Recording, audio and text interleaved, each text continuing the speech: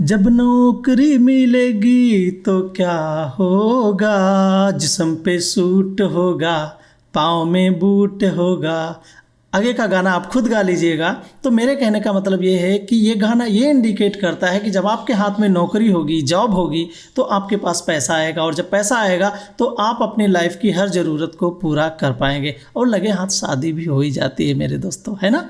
तो इस वीडियो में आपको मैं फ्यूचर के प्रोस्पेक्टिव से जो हाईएस्ट पेइंग जॉब्स हैं उनके बारे में डिस्कस करूंगा। और आपको बता दूं, ये आखिरी वीडियो नहीं है, क्योंकि और भी कई जॉब्स हैं। तो आने वाले टाइम में मैं आपको और भी जॉब्स के बारे में बताऊंगा जो आपके करियर में बेहतर अवसर ला सकती हैं। तो इस वीडियो को देखिए। अगर इस वीडियो में आपके इंटरेस्ट की कोई जॉब नहीं है तो आप अगले वीडियो का भी इंतज़ार करिए, जिसमें मैं आपको और आगे की जॉब्स बताऊंगा जिनकी आवश्यकता फ्यूचर में बहुत ज़्यादा होगी।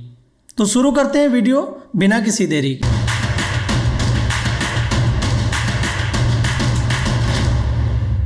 नमस्कार, मैं BD Verma, content creator, counsellor, life coach और ट्रेनर, आपका इस वीडियो में हार्दिक स्वागत करता हूं। दोस्तों, सबसे पहली जॉब के बारे में बात कर लेते हैं, और वो है डेटा साइंटिस्ट की। ये जॉब्स किसी ऑर्डर में नहीं है कोई कि ये नहीं पहली जॉब बताई उसकी कम सैलरी, आखिरी की ज़्यादा है। बट हाँ, मैं शुरू कर रहा हूँ डेटा साइंटिस्ट से। डेटा साइंटिस्ट क्या होता है पहले ये जान लीजिए।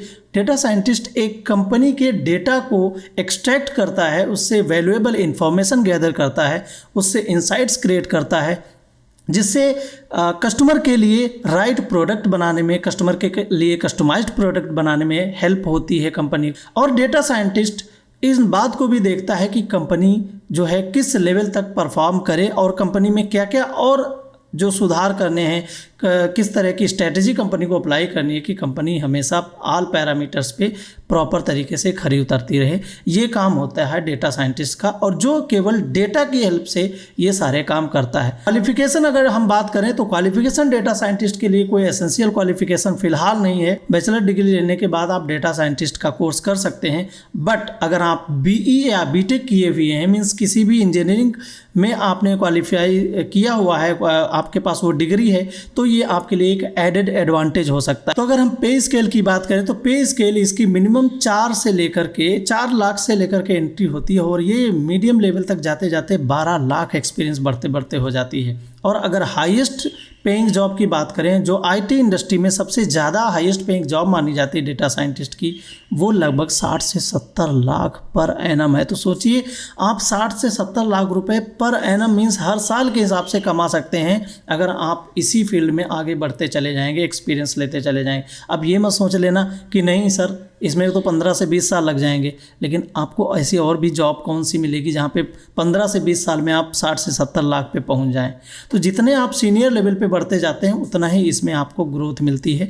और जैसे जैसे टेक्नोलॉजी बढ़ेगी, डेटा साइंटिस्ट की डिमांड बढ़ती जाएगी, क्योंकि टेक्नोलॉजी सारे डेटा गैदर करती है, कस्टमर के बाइंग बिहेवियर को, कस्टमर के अकॉर्डिंग प्रोडक्ट तैयार करने को, वो सारे डेटा को एक्सट्रैक्ट करके डेटा साइंटिस्ट ही कंपनी को इंसाइट्स देता है। तो दूसरी फील्ड है जहां हाईएस्ट पेइंग जॉब आपको मिलती है, वो है डिजिटल मार्केटिंग। दोस्तों, एक बहुत बड़े मोटिवेशनल स्पीकर हैं संदीप माहेश्वरी जी, मैं भी उनका बहुत बड़ा फ़ैन हूँ। वो अक्सर अपने वीडियोस में बताते हैं कि अगर मैं अपने 20s में होता तो मैं कौन सी स्किल लर्न करता। वो हमेशा डिजिटल मार्केटिंग का नाम लेते हैं। आप हमेशा ध्यान रखें, डिजिटल मार्केटिंग अब आने वाले समय में बहुत बूम होने वाली है, क्योंकि दोस्तों हर चीज़ ऑनलाइन जा रही है।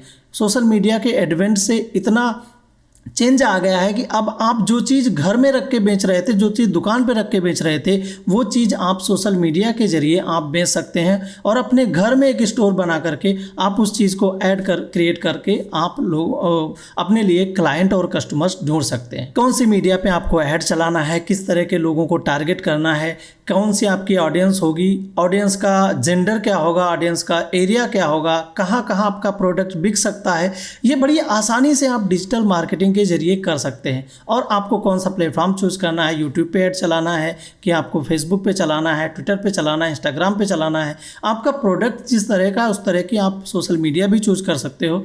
या हर सोशल मीडिया पे एक जेंडर जो है वो डेमोग्राफिक और जियोग्राफिक हर तरह का आपका वहाँ पे एक सेगमेंट मिलेगा जो आप सेलेक्ट करके आप एडवर्टीजमेंट अपना कर सकते हो। और इससे क्या होता है, कंपनी को ग्रोथ मिलती है, कंपनी के लिए क्लाइंट ज़्यादा मिलते हैं। तो डिजिटल मार्केटिंग की जॉब जो है वो आने वाले समय में और ग्रोथ करती जा रही है। अगर हमें एजुकेशनल क्वालिफिकेशन की बात करें तो डिजिटल मार्केटिंग के लिए भी कोई स्पेसिफिक क्वालिफिकेशन नहीं है, लेकिन अगर आप मास कम्युनिकेशन, PR जैसे स्पेशलाइज सब्जेक्ट में आपने ग्रेजुएशन या पोस्ट ग्रेजुएशन किया है तो भी ये आपके लिए एडेड एडवांटेज हो सकता है। और अगर आपने BBA या MBA जैसे कोर्सेज किए हैं तो भी आपके लिए एक बेहतरीन मौका हो सकता है डिजिटल मार्केटिंग में और अच्छा अवसर पाने का। तो अगर आप BBA MBA कर रहे हैं तो मेरी सलाह ये है कि आप डिजिटल मार्केटिंग भी एक कोर्स साथ में ज्वाइन कर लीजिएगा, उसका भी सर्टिफिकेशन आप ले लीजिएगा, जिससे कि आपको जॉब ढूंढने में काफ़ी आसानी होगी। स्टार्टिंग पे की अगर हम बात करें तो 3 से 6 लाख के पैकेज में स्टार्टिंग शुरुआत होती है इसकी। एंट्री लेवल के लोग 3 से 6 लाख के पैकेज में अकॉर्डिंग टू देयर कैपेबिलिटी वो इस रेंज में जाते हैं। जैसे जैसे एक्सपीरियंस बढ़ता जाता है यही पैकेज बढ़ कर के 10 से 12 लाख तक जाता है। और अगर 10 साल से ज़्यादा का एक्सपीरियंस हो जाए तो आज की डेट में जो पैकेज मिल रहा है 10 से 12 साल के एक्सपीरियंस के लोगों को, वो पैकेज लगभग 15 से लेकर के 22 लाख तक के पैकेज की रेंज है। तो एक हैंडसम अमाउंट का पैकेज भी आपको मिलेगा इस फील्ड में। अब अगर हम तीसरी जॉब की बात करें तो दोस्तों कोविड के बाद आपने देखा कि कैसे हेल्थ सेक्टर में डॉक्टर्स की कमी पड़ गई थी, पैरामेडिकल स्टाफ की कमी पड़ गई थी। तो मैं इस थर्ड पॉइंट पे आपको 2 जॉब बताऊंगा, मींस पहली डॉक्टर्स की और दूसरी पैरामेडिकल स्टाफ की। डॉक्टर्स के बारे में अगर हम बात करें तो डॉक्टर्स के बारे में आप जानते हैं कि सबसे शुरुआत डॉक्टर्स की MBBS से होती है, उसके बाद वो MD और MS जैसे कोर्सेज करते हैं। अगर कुछ लोग इस फील्ड में रिसर्च में जाना चाहते हैं तो PhD और अदर जो फेलोशिप प्रोग्राम्स होते हैं उनको ज्वाइन करते हैं और वो डॉक्टर्स की फील्ड में आगे बढ़ते हैं। दोस्तों हम जब तक लाइफ रहेगी तब तक ये प्रोफेशन जिंदा रहेगा, जब तक लाइफ रहेगी तब तक ये प्रोफेशन जिंदा रहेगा। और इसीलिए लोगों को बचाने के लिए डॉक्टर्स और पैरामेडिकल स्टाफ की ज़रूरत पड़ती रहेगी। अगर हम डॉक्टर्स की बात करें तो एक MD doctor on an average 5 lakh से लेकर के 10 लाख तक के पैकेज पे शुरुआत करता है अपनी जॉब करने की। और जैसे जैसे धीरे धीरे बढ़ता जाता है, एक बेहतरीन एक्सपीरियंस लेने के बाद इसका जो पैकेज होता है वो पर एनम 25 लाख से भी ज़्यादा हो जाता है। और डॉक्टर्स की कोई अपर लिमिट नहीं है दोस्तों। मैं आपको बताऊं ऐसे ऐसे डॉक्टर्स हैं जो बहुत ही हैंडसम अमाउंट के पैकेज पे आज काम कर रहे हैं और या उन्होंने अपने हॉस्पिटल्स तक खोल लिए हैं और आज वो एक बड़े ही रिनोन्ड डॉक्टर्स के नाम से पहचाने जाते हैं, जिनका एक टच भी पेशेंट को बिल्कुल ओके कर देता है, ठीक कर देता है। उनके हाथों में ऐसा जादू हो जाता है, ये सब एक्सपीरियंस से मिलता है। और दोस्तों जब डॉक्टर्स की कमी पड़ गई थी तो पैरामेडिकल स्टाफ्स की तो कमी पड़नी ही थी। तो कोविड के दौरान पैरामेडिकल स्टाफ्स की भी ज़रूरत पड़ी और आगे आने वाले फ्यूचर में पैरामेडिकल स्टाफ्स की और आवश्यकता बढ़ने वाली है। तो दोस्तों आपको क्या, अगर आप डॉक्टर्स नहीं बन सकते तो आप पैरामेडिकल कोर्सेज जो भी होते हैं उनको ज्वाइन कर लीजिए। तो पैरामेडिकल कोर्सेज के लिए अगर आप कहेंगे तो मैं डिटेल वीडियो बना दूंगा, इसमें कौन कौन से कोर्सेज आते हैं और किस कोर्स में कितना पैकेज आपको आराम से मिल जाता है। उस कोर्स की फ़ीस भी बता देंगे ताकि आपको ये भी पता चल जाए कि कितना खर्च करने के बाद आप इस पैकेज पे पहुंच सकते हैं। और दोस्तों नेक्स्ट जॉब अगर मैं आपके सामने शेयर करूं तो वो है मशीन लर्निंग एक्सपर्ट्स की। मशीन लर्निंग एक्सपर्ट्स, जब से आर्टिफिशियल इंटेलिजेंस आया है तब से मशीन लर्निंग एक्सपर्ट्स की डिमांड बढ़ती जा रही है। मशीन लर्निंग एक्सपर्ट्स क्या करते हैं, ये कोडिंग के जरिए आपके बिजनेस को ऑटोमेशन पे लाने के लिए सॉफ्टवेयर्स डिज़ाइन करते हैं। आर्टिफिशियल इंटेलिजेंस के जरिए आपके बिजनेस को ऑटोमेशन पे लाने का काम करते हैं। बहुत ही हाई डिमांड में है क्योंकि हर बिजनेस को अपने ऑटोमेशन पे जाने के लिए data driven means machine learning experts इस तरह से कोडिंग कर देते हैं। आर्टिफिशियल इंटेलिजेंस की हेल्प से वो बिजनेस को ऑटोमेशन पे लाते हैं, बिजनेस की ग्रोथ में कंट्रीब्यूट करते हैं। और मशीन लर्निंग एक्सपर्ट्स एक कोडिंग टेक्निक के जरिए आकर के आपके बिजनेस को और ऊंचाइयों पे पहुंचा देता है। तो मशीन लर्निंग एक्सपर्ट्स के लिए आपकी जो मिनिमम क्वालिफिकेशन है वो या तो आपने कंप्यूटर साइंस में मास्टर या बैचलर किया होना चाहिए या आपने BCA MCA जैसे कोर्सेज किए होने चाहिए। उसके बाद आपको अगर कोडिंग का एक्सपीरियंस है तो आपको और भी ज़्यादा आपको इसमें हेल्प मिलने वाली है। अब अगर हम पे स्केल की बात करें तो मशीन लर्निंग एक्सपर्ट्स की जो सैलरी है वो स्टार्टिंग में 5 लाख से शुरू होती है, जो कि धीरे धीरे बढ़ते बढ़ते 7 से 8 लाख तक जाती है। और एक बेहतर एक्सपीरियंस गेन करने के बाद मशीन लर्निंग एक्सपर्ट्स का पैकेज 20 लाख पर एनम तक भी पहुंच जाता है। तो 4 जॉब्स आपको मैं अभी तक बता चुका हूं जो हाईएस्ट डिमांडिंग है। और मैंने आपको बताया कि मैं आगे आने वाले वीडियो में और भी जो इस वीडियो में रह जाएंगी वो आगे आने वाले वीडियोस में जॉब्स के बारे में आपको मैं बताऊंगा। तो दोस्तों नेक्स्ट जो जॉब हमारी लिस्ट में है वो है ब्लॉकचेन डेवलपर्स की। तो सबसे पहले ये जानते हैं ये ब्लॉकचेन है क्या। काफ़ी डिमांडिंग में हो सकता है आपने काफ़ी नाम सुना होगा ब्लॉकचेन डेवलपर्स का। ब्लॉकचेन डेवलपर्स को अगर हम आम भाषा में समझना चाहें तो वो ये है कि जो digital recording of transactions related to any finance या any other activities like bitcoin. अगर बिटकॉइन को आप अच्छे से समझ सकते हैं तो बिटकॉइन से रिलेटेड जो भी ट्रांजैक्शंस होते हैं अलग अलग सर्वर पे रिकॉर्ड होते हैं, इसी टेक्नोलॉजी को ब्लॉकचेन कहते हैं। तो ब्लॉकचेन टेक्नोलॉजी के लिए जो डेवलपर्स की ज़रूरत होती है उनकी डिमांड आज की डेट में काफ़ी बढ़ रही है और बहुत तेज़ी से ग्रो कर रही है और आने वाले समय में इनकी डिमांड काफ़ी तेज़ी से बहुत बढ़ जाएगी। ब्लॉकचेन डेवलपर्स के लिए कौन सी क्वालिफ़िकेशन चाहिए, तो अगर आप BE या BTech आपने किया हुआ है, इंजीनियरिंग की डिग्री आपके हाथ में है, तो आपको ब्लॉकचेन डेवलपर्स के लिए प्रेफरेंस मिल सकता है। साथ ही साथ जो ये टेक्नोलॉजीज़ हैं इनका अगर नॉलेज है आपको, जैसे रिपल है, R3 है, बिटकॉइन है और ये एथेरियम है, जिन टेक्नोलॉजीज़ से हम डिजिटल कॉइन्स जनरेट किया जाता है, अगर इनका नॉलेज आपको है तो आपको प्रेफरेंस मिल सकता है ब्लॉकचेन डेवलपर के जॉब के लिए, रोल के लिए। अगर हम स्टार्टिंग सैलरी की बात करें ब्लॉकचेन डेवलपर्स की तो 3 से 6 लाख की पैकेज में ये आसानी से इनको जॉब मिल जाती है। उसके अलावा एवरेज सैलरी जो है वो लगभग 8 लाख तक मानी गई है। और उसके अलावा अगर आप एक्सपीरियंस गेन करते जाते हैं इस फील्ड में और आप जल्दी से जल्दी आप अपनी करियर की ग्रोथ करना चाहते हैं, आप ज़्यादा नॉलेज रखते हैं, ज़्यादा आपको एक्सपर्टीज आ जाता है, तो ये पैकेज आपका 45 लाख तक जाता रहा है। तो इस फील्ड में भी आपको बहुत ही हाई सैलरी मिल सकती है और हाई डिमांड के साथ ये काफ़ी मार्केट में आ रहा है। इस पर भी आपको फ्यूचर में फोकस करना चाहिए। आप नहीं कर सकते तो आप अपने आने वाली पीढ़ी को इस बारे में ज़रूर बताइएगा। ब्लॉकचेन डेवलपर्स की आगे आने वाले समय में बहुत नीड होने वाली है, because everything is going online. और इवन अब डिजिटल कॉइन्स के जनरेशन हो रहे हैं, डिजिटल कॉइन के एडवेंट हो रहे हैं, इसलिए अब डिजिटल कॉइन के कारण जितनी भी कंपनियां हैं, अब धीरे धीरे आने वाले समय में जब इंडिया में भी और तेज़ी से इसका ग्रोथ होगा, बैंकिंग सेक्टर भी जब डिजिटल कॉइन को अप्लाई करना शुरू कर देगा तो ब्लॉकचेन डेवलपर्स की डिमांड और ज़्यादा बढ़ जाएगी।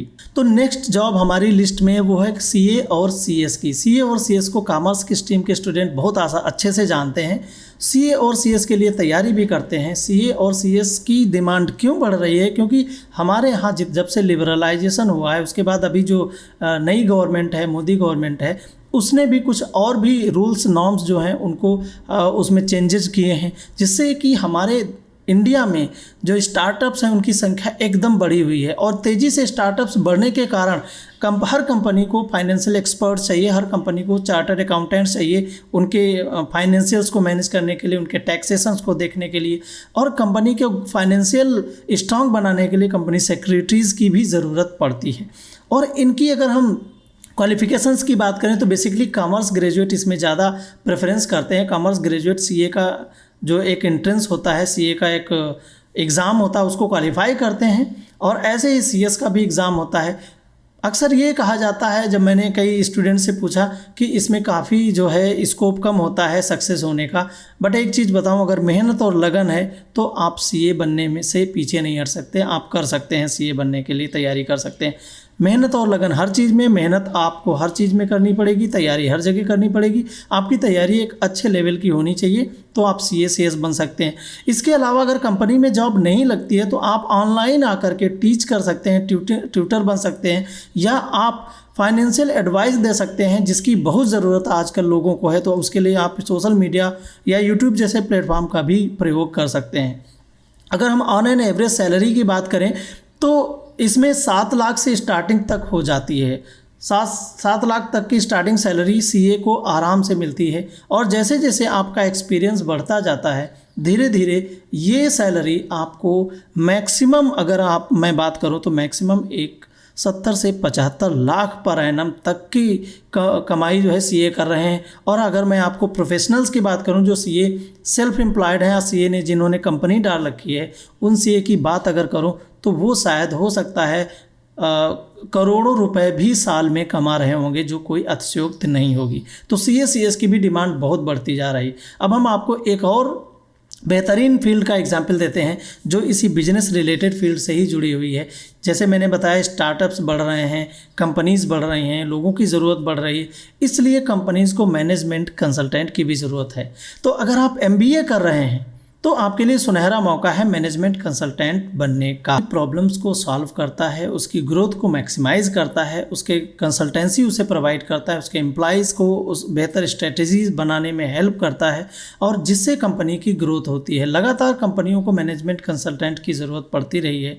क्वालिफिकेशन की हम बात करें तो बेसिकली अगर आपने BBA या MBA किया हुआ है तो मैनेजमेंट कंसल्टेंट के लिए आप राइट पोजीशन आपको आसानी से मिल जाएगी। इसके साथ ही अगर आपने किसी स्टैटिस्टिक्स या फाइनेंस में अगर आपका एक्सपर्टीज़ है तो भी आप मैनेजमेंट कंसल्टेंट के लिए आप अप्लाई कर सकते हैं। अगर हम पे स्केल की बात करें तो मैनेजमेंट कंसल्टेंट 11 से 23 लाख की हायर पे स्केल पे जाता है एक्सपीरियंस लेने के बाद।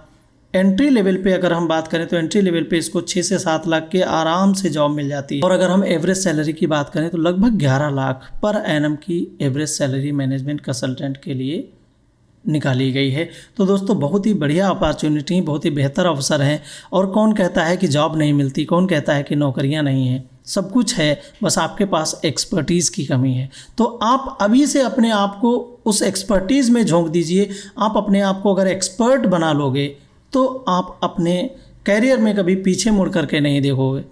तो इसीलिए आपको अपने करियर में आगे चमकते रहना है, अपने अंदर स्किल्स को बढ़ाते रहना है, डेवलप करते रहना। ऐसे ही मुस्कुराते रहिए, हंसते रहिए, अपने करियर को चमकाते रहिए, अपनी लाइफ में आगे बढ़ते रहिए। और मिलते हैं इसी फील्ड से जुड़ा हुआ एक और नया वीडियो। नहीं तो आप लोग कहेंगे कि यार कुछ लोगों के मतलब की तो बता दी जॉब, लेकिन हमारे मतलब की नहीं बताई। तो और भी फ्यूचर पर्सपेक्टिव जॉब हैं जिन्हें आप फॉलो करेंगे तो आप कभी भी बेरोज़गार नहीं रहेंगे। तो मेरा मकसद है कि आपकी लाइफ से बेरोज़गारी को हटाना, आपको स्किलफुल बनाना, जिससे कि आप एक एक्सपर्टीज़ बन करके लाखों रुपए महीने में कमा सकें। Wish you all the very best for your future. नमस्कार।